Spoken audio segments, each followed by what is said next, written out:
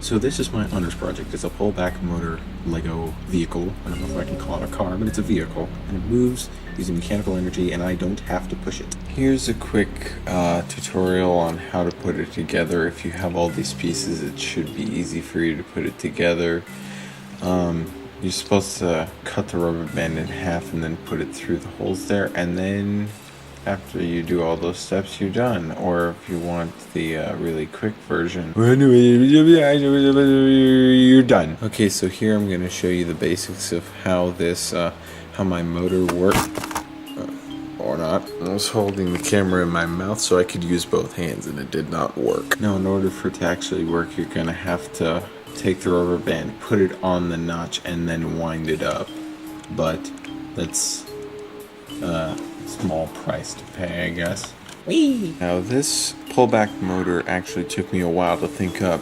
You put the rubber band on the notch there, and then you release it, and it pulls the wheels forward.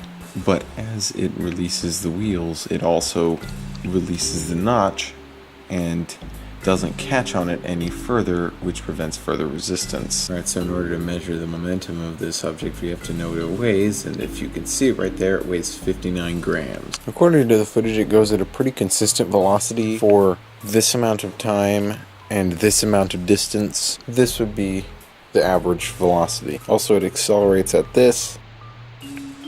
According to the calculations, this is the momentum. And here are the steps I took to get there.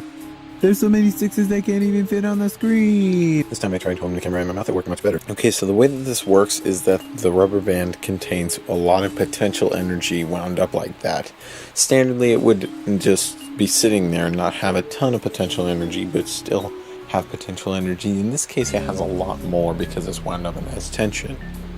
And that tension is transferred from potential energy to kinetic energy when there are no obstructions, and when the rubber band is released, that energy transfers into the wheels. Those wheels transfer friction into the ground, forcing it to move.